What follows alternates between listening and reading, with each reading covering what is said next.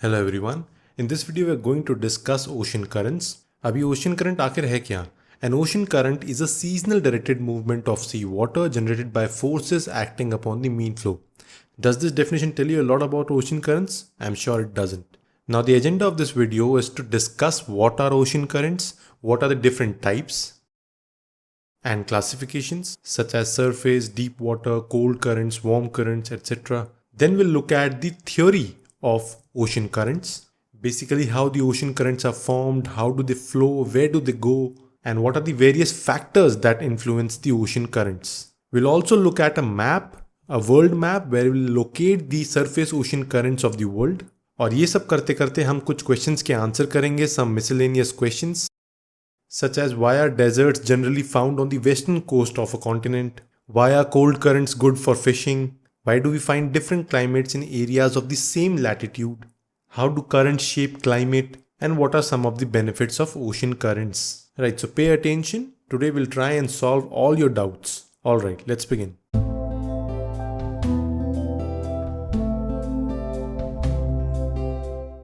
Right, so सबसे पहला हमें पता होना चाहिए कि आखिर ओशन करंट्स हैं क्या.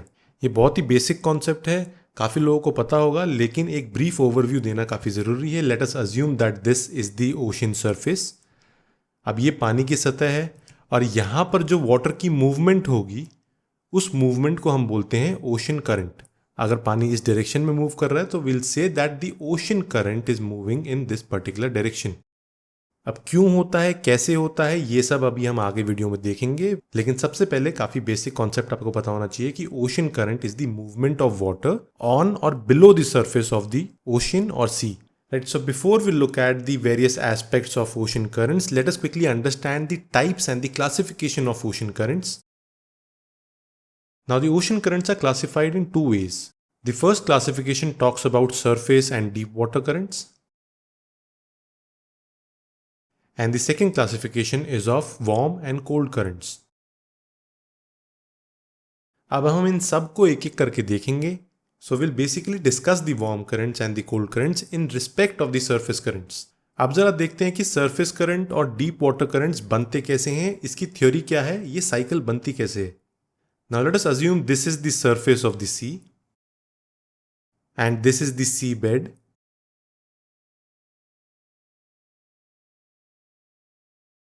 अब ये सी बेड, सी या ओशन का सबसे बॉटम रीजन है, बेस है, and this is the entire ocean. हम इसका एक साइड व्यू देख रहे हैं जिसमें ये सी का टॉप है और ये बॉटम है. एंड लेट अस अज्यूम कि यहां पर लैंड सरफेस है.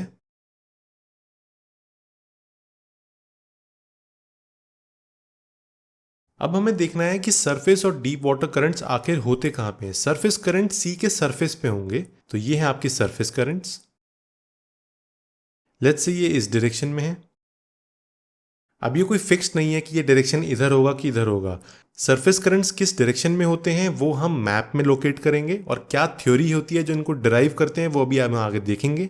अभी के लिए मान लेते हैं कि ये सरफेस करंट इस डायरेक्शन में जा रहा है, treating it as a hypothetical case. और डीप वाटर करंट बिल्कुल बॉटम में होगा, नियर और slightly above the sea bed. So this is your deep water current.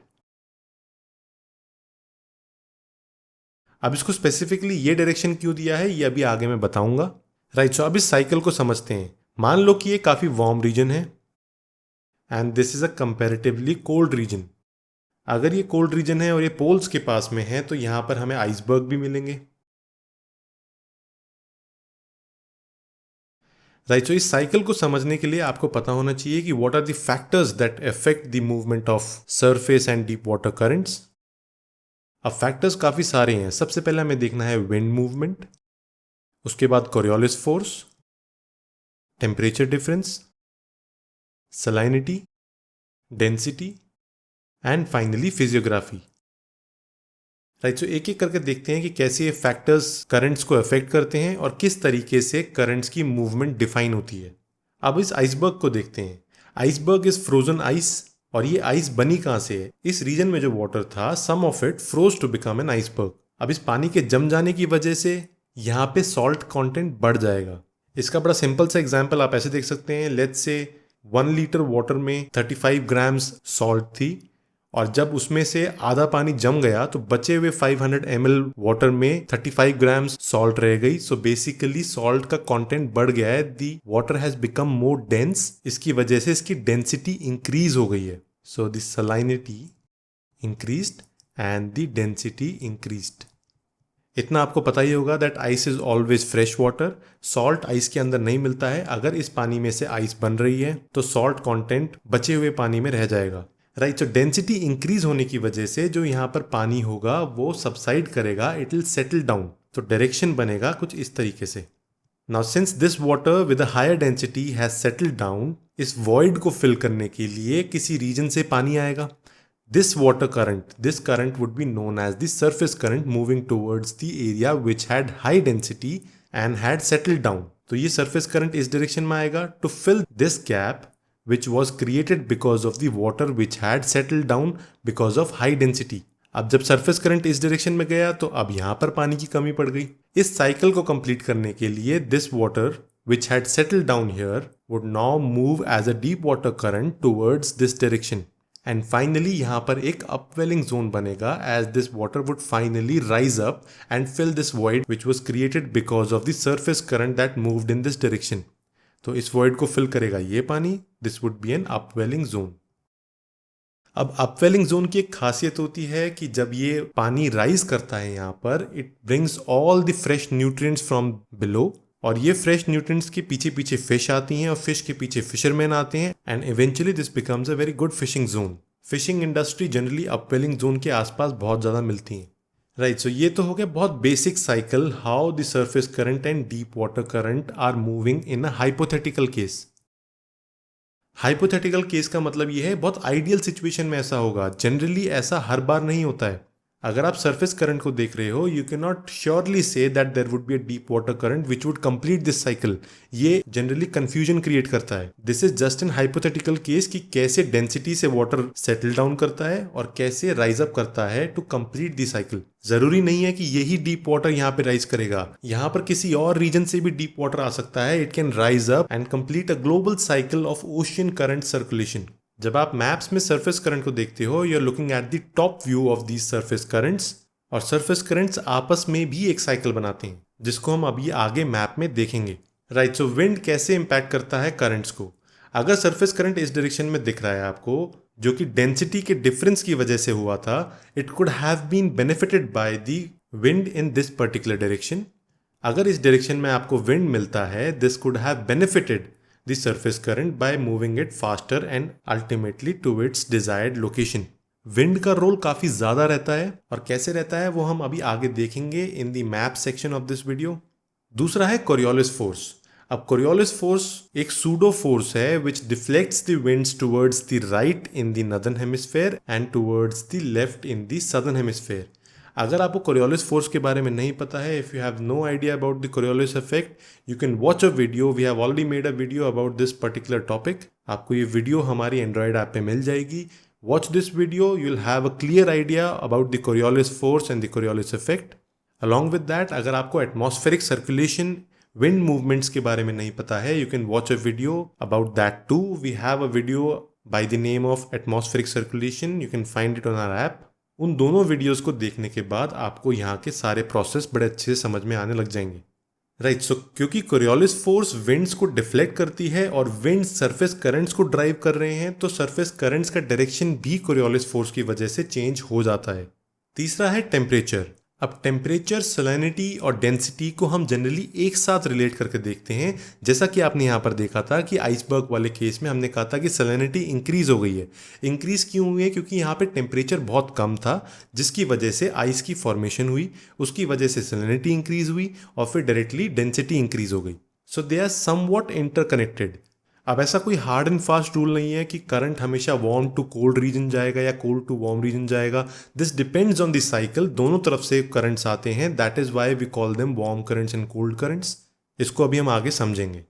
उसके बाद आता है फिजियोग्राफी. फिजियोग्राफी का मतलब है कि लैंड फॉर्म किस टाइप का है. उस लैंड फॉर्म के बेसिस पे ये डिसाइड हो सकता है कि डायरेक्शन क्या होगी किसी सरफेस करंट की. लेट्स से अगर सरफेस करंट इस डायरेक्शन में है और यहाँ पर लैंड फॉर्म है, this physiographic feature would have decided whether this current would deflect or move straight. इसके आगे सरफेस करंट नहीं जा सकता है, that is why it would have deflected towards this direction और दिस डायरेक्शन। लेट्स से अगर आप ऊपर से देख रहे हैं, आपको लगे कि this is moving towards north और ये डायरेक्शन वेस्ट हो जाएगा और ये ईस्ट हो जाएगा, राइट। सो टेम्परेचर और सैलिनिटी के बारे में एक और बात मैं बताना चाहता हूं कि टेम्परेचर सिर्फ लैटिट्यूड्स में ही चेंज नहीं होता है, सिर्फ इक्वेटर और पोलर रीजन के बीच में ही टेम्परेचर का डिफरेंस नहीं होगा, टेम्परेचर का डिफरेंस डेप्थ में भी होता है। अगर हम सन की इंसोलेशन को देखें, we already know that it warms up the equatorial and the tropical region more than the polar region, इसलिए टेम्परेचर डिफरेंस होता है, इसीलिए वार्म और कोल्ड करंट्स होते हैं। अगर हम डेप्थ की बात करें तो इंसोलेशन जो फोटोट्रॉपिक जोन है वहीं तक हो पाती है, उसके नीचे का जो जोन है that is very cold as compare to the surface region. ये डेप्थ में टेम्परेचर डिक्रीज होता है। सिमिलरली सैलिनिटी भी डेप्थ में डिक्रीज होती है, ये आपको याद रखना है। अब जैसे हमने यहाँ पे अपवेलिंग जोन देखा था, वैसे ही इस रीजन को डाउनवेलिंग जोन बोलेंगे। एक और बात आपको पता होनी चाहिए that surface currents amount to only 8 to 10% of the global oceanic current flow. ज्यादातर जो करंट है 90 to 92% वाटर जो मूव कर रहा है that is in the deep water currents. So this is रफली 90 to 92% and this is 8 to 10% only. तो जो आप मैप्स में देखते हो टॉप व्यू, वो सिर्फ 8 to 10% है। ज्यादातर पानी डीप वाटर करंट्स में ही मिलता है और ये डीप वाटर करंट्स बहुत स्लोली मूव करते हैं, takes a lot of time, और जनरली ग्लोबल ओशियानिक बेसिन्स होते हैं। एक तो है सदर्न ओशन में near the continent of Antarctica, जहाँ पर बहुत ज़्यादा अपवेलिंग जोन्स बनते हैं और वहाँ पे डीप वाटर करंट पहुँचता है ultimately from various regions of the planet. और एक है नॉर्थ पैसिफिक ओशन में। नॉर्थ पैसिफिक ओशन वाला सबसे पुराना है, द ओल्डेस्ट वन, और सदर्न ओशन में सबसे बड़ा है, द लार्जेस्ट वन। अब पूरे प्लैनेट में मैक्सिमम वाटर बॉडीज ओशन सी के डीप वाटर करंट इन दो बड़े बेसिन्स में पहुंच रहे हैं। इससे पता लगता है that the world is a global system of oceans. सारे ओशियंस आपस में इंटरकनेक्टेड हैं। अब ये ओशन सर्कुलेशन से हमें हेल्प क्या मिलती है, बेनिफिट्स क्या हैं? इससे हमें शिपिंग कॉस्ट रिड्यूस करने में हेल्प मिलती है। अगर हमें पता है कि ओशन करंट इस डायरेक्शन में जा रहा है इन अ पर्टिकुलर एरिया, तो वहाँ पे नेविगेशन में आसानी होगी, कॉस्ट बचेगी for transporting goods and passengers, weather prediction में बहुत आसानी मिलेगी, और मरीन डेब्री के बारे में पढ़ने में काफ़ी आसानी मिलेगी कि किस तरीके से जो डेब्री है, जो वेस्ट है, वो एक पर्टिकुलर लोकेशन में कैसे पहुंच रहा है, राइट। सो आगे के सारे फिनोमिनन और इन फैक्टर्स को और अच्छे समझने के लिए हमें मैप देखने की जरूरत है। So let us look at the map of the surface currents of the world, right. So this is the map of the world, जहाँ पे हम ओशन करंट्स को मैप करेंगे और वार्म एंड कोल्ड करंट समझेंगे और सरफेस ओशन करंट्स की cycle को समझेंगे। So will use the colours such as yellow for warm currents and white for cold currents. Currents को मैप करने से पहले हमें एक बेसिक जनरल सर्कुलेशन पैटर्न पता होना चाहिए। लेट अस अज्यूम कि यहाँ पर दो कॉन्टिनेंट्स हैं और इन दो कॉन्टिनेंट्स के बीच में सर्कुलेशन कैसे होगी, ओशन करंट्स कैसे फ्लो करेंगे। Let's say this is the equator. अब इक्वेटर के पास में आपको पता होने चाहिए दो करंट्स जो कि काफ़ी ग्लोबल फिनोमिनन है और ये सब ओशंस में मिलेंगे। These are known as the north equatorial current and the south equatorial current, right. So this is the south equatorial current and this is the north equatorial current. ये आपको Pacific ocean में भी मिलेगा, Atlantic ocean में भी मिलेगा, Indian ocean में भी मिलेगा, and this is the equator. अब आप ये सोच रहे होंगे कि ये डायरेक्शन ईस्ट टू वेस्ट क्यों है। Now the reason is very simple. हमने डिस्कस किया था कि कोरियोलिस फोर्स का भी इफेक्ट होता है in shaping the ocean current direction. Equator के पास में आपको पता होगा कि कोरियोलिस फोर्स 0 के बराबर होती है, जिसकी वजह से जो नॉर्थ ईस्टर्ली ट्रेड विंड्स होते हैं in the northern hemisphere and the south easterly trade winds in the southern hemisphere, they give this direction to the north equatorial current and the south equatorial current respectively. तो जो north easterly trade winds होंगी वो east to west लेके जाएंगी north equatorial current को, और जो south equatorial current है इसको south easterly trade winds east to west लेके जाएंगे। उसके बाद बारी आती है फिजियोग्राफी की। सामने एक कॉन्टिनेंट है, इससे आगे ओशन करंट जा नहीं सकता है, तो it will have to deflect. अब डिफ्लेक्ट करने की वजह से यहाँ पर जो करंट है it is coming from a warmer region, because the equatorial region and the tropical region is comparatively warm compare to the temperate region और द सब ट्रॉपिकल रीजन, इसलिए इसको हम बोलेंगे वार्म करंट। सिमिलरली जो current poles की तरफ से आ रहा है, जरूरी नहीं है कि वो पोल से आए, लेकिन अगर वो टेम्परेट रीजन से ट्रॉपिकल रीजन की तरफ जा रहा है या पोल से टेम्परेट रीजन की तरफ आ रहा है तो it will be treated as a cold current because it is coming from a comparatively cooler region. यहाँ पे बात कंपैरिजन की हो रही है, बिल्कुल आइस कोल्ड वाटर नहीं होता है, it is comparatively cooler than the current which is there in the tropical region. Right, so ये जो वार्म करंट है ये जब पोल्स की तरफ जा रहा होगा it will come under the impact of the westerlies. Westerlies के इम्पैक्ट में आके it will shift towards the right because of the Coriolis force in the northern hemisphere and towards the left in the southern hemisphere. अब ये right और left हम बात कर रहे हैं as seen from the source along the line of path. Right, so जब ये एक बार राइट मूव कर जाएगा in the northern hemisphere and towards the left in the southern hemisphere, इसको ये साइकिल कंप्लीट करनी होगी। इसलिए ये साइकिल कंप्लीट करने के लिए it will move towards the south in the northern hemisphere and towards the north in the southern hemisphere. इस तरीके से ये साइकिल कंप्लीट होती है of surface ocean currents in the northern as well as southern hemisphere. Right, so अब आप notice करो कि इधर ओशन करंट साइकिल का पैटर्न क्लॉकवाइज है और सदर्न हेमिस्फेयर में ओशन करंट साइकिल का पैटर्न एंटी क्लॉकवाइज है। ये आपको याद रखना है। अब एक और बात आपको पता होनी चाहिए कि generally you see the equatorial counter current between the two north equatorial and south equatorial currents. ये जनरली इस डायरेक्शन में होता है, this is the equatorial counter current. अब ये फ्लो क्यों होता है? नॉर्थ इक्वेटोरियल करंट और साउथ इक्वेटोरियल करंट कहने को इक्वेटोरियल करंट्स हैं बट ये इक्वेटर पे नहीं होते हैं। दीज आर रफली 0 to 20 degrees above and below the equator respectively. Generally 20 degrees के आसपास मिलता है।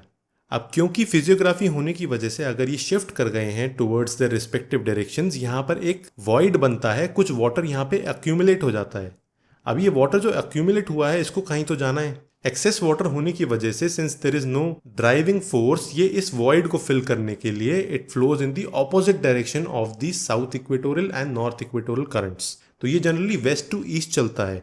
The equatorial counter currents move from west to east, ये आपको जरूर याद रखना है।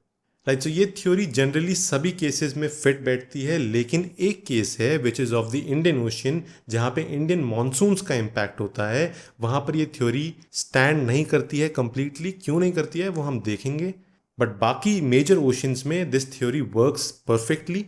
कैसे करती है अभी हम आपको मैप करके दिखाएंगे।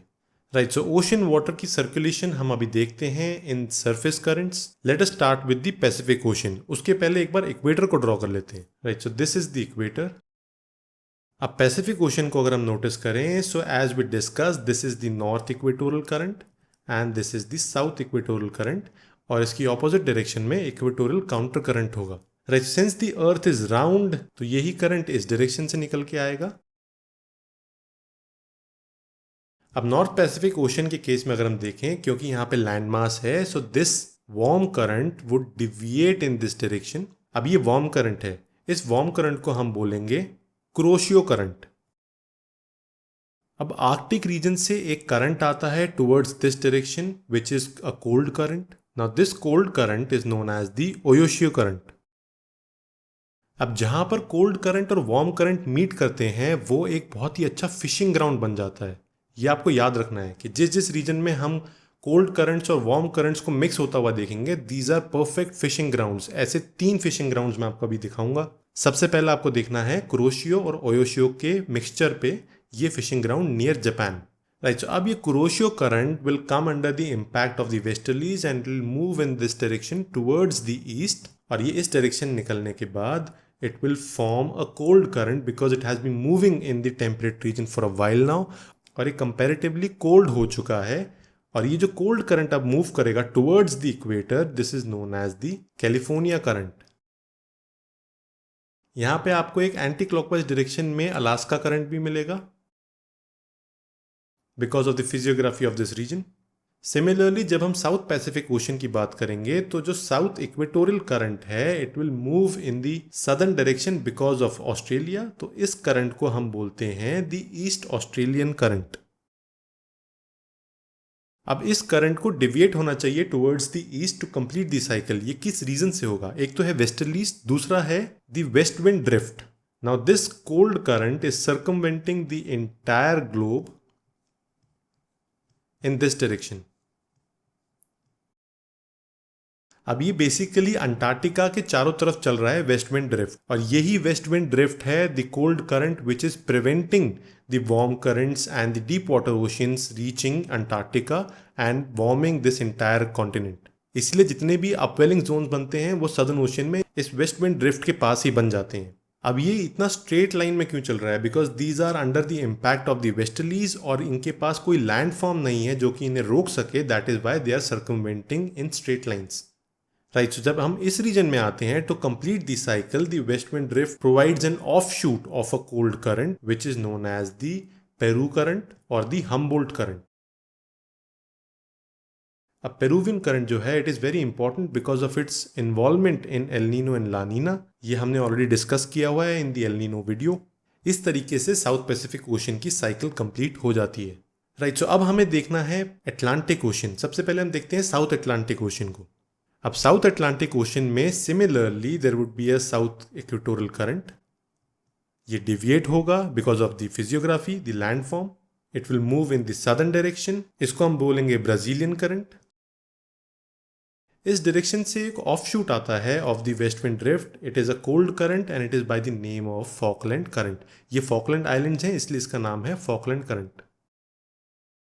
अब यहाँ पर ब्राजीलियन करंट वार्म करंट है, फॉकलैंड करंट एक कोल्ड करंट है। इनके जंक्शन पे जैसा हमने यहाँ देखा था बहुत अच्छा एक फिशिंग ग्राउंड मिलेगा नियर अर्जेंटीना। तो दूसरा फिशिंग ग्राउंड हमने देख लिया है। अब इस करंट को इस साइकिल कंप्लीट करनी होगी। The offshoot of the west wind drift completing this cycle would be the Benguela current। तो हमने साउथ अटलांटिक ओशन की भी साइकिल कंप्लीट होते हुए देख ली है। अब बारी आती है नॉर्थ अटलांटिक ओशन की। अब नॉर्थ अटलांटिक ओशन में इधर आपको मिलेगा north equatorial current and by the way you will find the equatorial counter current here also moving from west to east opposite to these currents.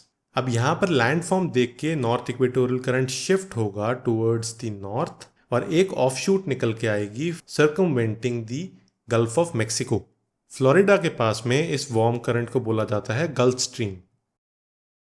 और इधर आने के बाद coming under the impact of the westerlies and because of Coriolis force this will move directly towards Europe. इस extension को हम बोलते हैं द नॉर्थ अटलांटिक ड्रिफ्ट।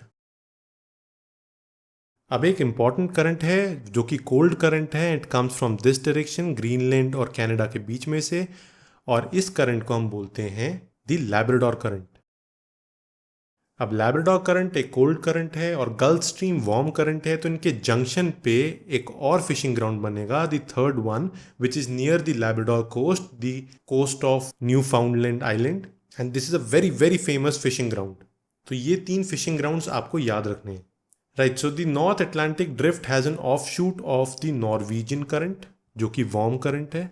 और इन वार्म करंट्स की खासियत है कि जो यूरोप का ये वाला पार्ट है इसको ये आइस फ्री रखते हैं, स्नो फ्री रखते हैं। Even in winters coastal areas snow free रहते हैं which is very good for their maritime trade and climate, right. So ये warm current finally it will try and cover this cycle और ये जो comparatively cold current बनेगा to complete this cycle this is known as the Canary current.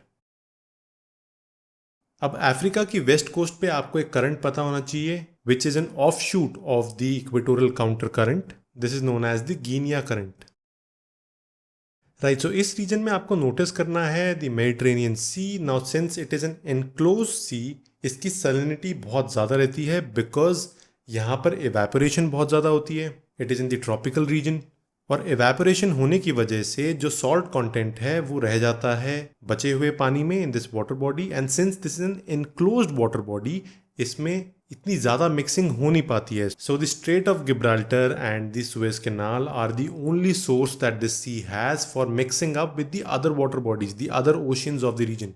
Salinity increase होने की वजह से यहाँ पर डेंसिटी बहुत ज़्यादा रहती है। सिमिलरली डेड सी, कैस्पियन सी, यहाँ पर सैलिनिटी बहुत ज़्यादा है, इवेपोरेशन बहुत ज़्यादा हो रही है और जो रिवर्स यहाँ पे फ्लो कर रही हैं they are bringing in a lot of salt content with the eroded minerals. तो ये आपको याद रखना है कि कैसे रिवर्स सॉल्ट कंटेंट लेके आती हैं in a particular water body. Evaporation, precipitation से कैसे सॉल्ट कंटेंट फ्लक्चुएट होता है एंड इवेंचुअली कोल्ड रीजन में आइस फॉर्मेशन से कैसे सॉल्ट कंटेंट बढ़ जाता है, राइट। सो एक क्वेश्चन और निकल के आता है कि how come 2 regions in the same latitude have different climates because of ocean currents. अब उसके लिए आप वापस इस एग्जाम्पल को देखो कि कैसे नॉर्थ अटलांटिक ड्रिफ्ट यूरोप के रीजन में आइस फ्री विंटर्स दे रही है इन कोस्टल एरिया। सिमिलरली जो कनाडा की ईस्टर्न कोस्ट है, न्यू फाउंडलैंड वाला एरिया, यहाँ पर जो कोल्ड करंट आता है which is the Labrador current, this creates an environment of snowy climate. Similar latitudes होने के बावजूद यहाँ पर अलग अलग क्लाइमेट देखने को मिलता है। दूसरी एक बात आपको पता होनी चाहिए कि जो कोल्ड करंट्स हैं वहाँ पे जनरली अपवेलिंग जोन्स बनते हैं, that is why they are very good fishing grounds. एक और फिनोमेनन आपको पता होना चाहिए कि जहां पर कोल्ड करंट आपको मिलेगा उस वाली कोस्ट पे आपको काफ़ी सारे डेजर्ट्स मिलेंगे, क्योंकि कोल्ड करंट है तो यहाँ पे प्रेसिपिटेशन के चांसेस काफ़ी कम रहते हैं, बिकॉज कोल्ड करंट होने की वजह से इवेपोरेशन ज़्यादा नहीं हो पाती है। इवेपोरेशन ज़्यादा नहीं होगी तो प्रेसिपिटेशन उस रीजन में कम होगी। That is why you find most of the deserts on the western coast of a particular continent. For example Sahara desert जो कि केनरी करंट के पास में मिलेगा आपको, उसके बाद बेंगुएला करंट के पास में आपको नामीब डेजर्ट मिलेगा। ये एक काफ़ी जनरल फिनोमिनन है, ये आपको याद होना ज़रूरी है। इसका एक रीज़न ये भी है कि जो ट्रेड विंड्स हैं, the north easterly and the south easterly trade winds, ये अगर इस डायरेक्शन से आ रहे हैं and by the time they reach the cold current region, इनका जो भी मॉइस्चर कंटेंट है वो ख़त्म हो चुका होता है, बिकॉज ये ज़्यादातर प्रेसिपिटेशन इस रीजन से स्टार्ट करते हुए आते हैं and by the time they reach the cold currents their moisture content is very less, और ऊपर से कोल्ड करंट होने की वजह से ये यहाँ पर बारिश कर ही नहीं पाते हैं। दैट इज़ वाई अगर आप साउथ अमेरिका में देखो तो वेस्टर्न कोस्ट पे जो अटाकामा डेजर्ट है, it is one of the driest regions on the entire planet, right. तो ये जो साइकिल्स बनती हैं इनको हम बोलते हैं गायर। और नॉर्थ अटलांटिक ओशन में आपको पता होना चाहिए that this region is a very calm sea, because ये जो साइकिल बन रही है इसके बीच में एक वॉइड बन जाता है, this is known as the Sargasso Sea. Sargasso Sea क्योंकि काफ़ी काम रीजन है, काफ़ी काम सी है, इसलिए ये काफ़ी अच्छा फिशिंग ग्राउंड भी है, क्योंकि जनरली फिश जो है वो काम रीजन में ज़्यादा मिलेंगी, रनिंग वाटर में कम मिलेंगी, राइट। सो उसके बाद हमें देखना है लास्ट में इंडियन ओशन वाला रीजन। अब सेम साइकिल हम बनाएंगे, पहले इक्वेटर के सदर्न पार्ट को हम देख लेते हैं। This is the south equator current and this will deviate towards the south. यहाँ पे मोजम्बिक करंट बनेगा and finally it will become the Agulhas current. फिर वेस्ट विंड ड्रिफ्ट का रोल आ जाएगा and finally there would be an offshoot on the western coast of Australia. This would be a cold current and this is known as the west Australia current. इस तरीके से equator के south में Indian ocean में cycle complete होती है। Similarly in the northern part of the equator in the Indian ocean which is near the peninsula of India, हमें मिलेगा north equatorial current and finally it will help strengthening the Indian monsoon, क्योंकि Indian monsoon हमने देखा था कि इसी direction से जाता है टुवर्ड्स द इंडियन पेनिनसुला, और ये साइकिल कुछ इस तरीके से बनेगी। This is during the summers, जब इंडियन मानसून का ऑनसेट होता है। इस एरिया की एक खासियत है जो कि एक एक्सेप्शन है of the cycle formation of ocean surface currents. ये एक्सेप्शन ये है that during the retreating monsoon time in the onset of winters ये डायरेक्शन ऑपोजिट हो जाता है और काउंटर इक्वेटोरियल करंट का इम्पैक्ट ज्यादा हो जाता है। There would be north easterly trade winds which would help the retreating monsoon, और ये डायरेक्शन ऑपोजिट हो जाएगा and this would become anti clockwise. पहले डायरेक्शन क्लॉकवाइज था, अब एंटी क्लॉकवाइज हो गया है because of the seasonal reversal of winds due to the Indian monsoons. Right, so this was the entire concepts of ocean currents. We have looked at the surface currents and the deep water currents. Hopefully उनकी पूरी theory और पूरी application आपको समझ में आ गई है. If there is any doubt, please ask us in the comment section and we'll be happy to help. Meanwhile, you can please download our Android app from Google Play Store and share it with as many people as you can so that we can reach out to more and more people and they can download our app and get access to this content. Thank you. So this is it for this video. The PDF notes for this video are available on the Civil Coursify Android app for free. Subscribe to our YouTube channel, download the Civil Coursify Android app and follow us on Facebook and Telegram. Links are available in the description as well as comment section. Till then, thank you and take care.